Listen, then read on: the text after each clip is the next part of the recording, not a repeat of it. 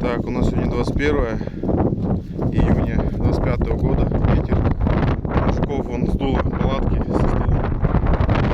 Гриль вообще невозможно на озере. Даже готовим здесь вот. Сейчас кушаем и уезжаем домой.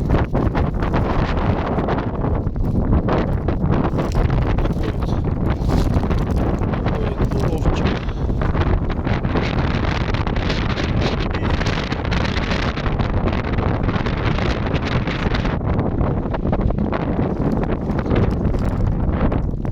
Рыбачили бы дальше, только ветер